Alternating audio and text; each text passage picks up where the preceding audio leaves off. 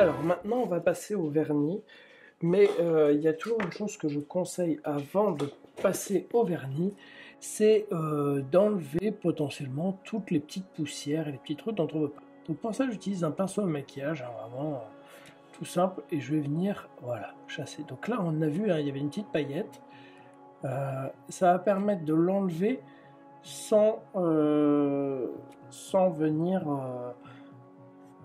altérer la peinture, hein, sans venir coller la paillette à la peinture. Voilà, ici on voit que y a un petit peu de paillettes encore, donc là si je fais ça et je souffle un peu en même temps, et voilà, ça me permet de tout enlever et ça évitera de venir le fixer dessus avec le vernis. Donc voilà.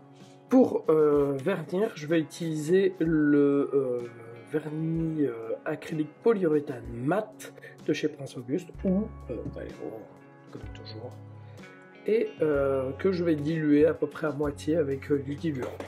Et pour la peinture, je vais l'appliquer de manière homogène.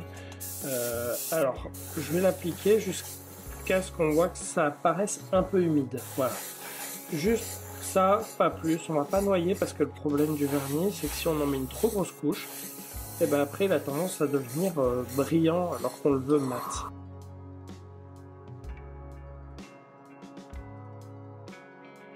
Voilà, donc nos figurines sont entièrement vernies en mat. Donc on voit que ça ternit pas mal certains aspects. Et là, cette étape elle est optionnelle, mais par contre je la conseille quand même assez vivement. Pour redonner un peu de l'éclat à la figurine, si on va pouvoir réutiliser en fait des vernis, donc vernis satiné et brillant. Je vais utiliser le vernis satiné pour tout ce qui est cuir, et je vais utiliser le vernis brillant pour tout ce qui est métal. Comme ça, ça va faire venir ressortir tout ce qui a disparu avec le vernis. Donc avec le vernis brillant, je vais simplement, alors là faut vraiment pas se prendre la tête avec de la précision et tout, même si on dépasse un petit peu sur les parties qui sont pas métalliques. Donc c'est surprenant au début, hein, parce que ça donne vraiment ce côté un peu bleuté qui va être assez flippant. On pensait avoir ruiné sa figurine, mais pas du tout, c'est normal, c'est le vernis brillant qui est comme ça. Voilà. Tac, au milieu. On n'est même pas obligé de tout recouvrir, hein.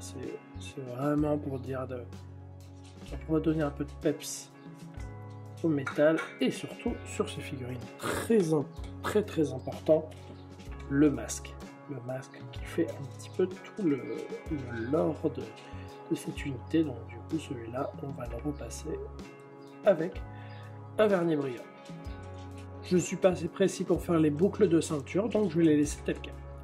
Et maintenant je vais vernir en satiné tout ce qui est cuir. Donc là principalement c'est les lanières qui nous intéressent.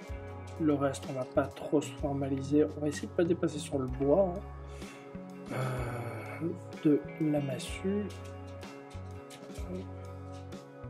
ici. On s'attarde surtout sur ce qui est visible,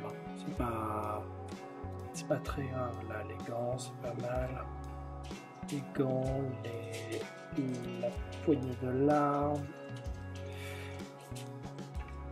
voilà. Ça va pas faire grand chose, mais ça va faire le petit effet qui va donner son sens à la figurine. Et là bien entendu les bottes, car oui ça fait peur, je vais le faire comme ça, comme pour le dernier. La couleur va être un peu perturbante,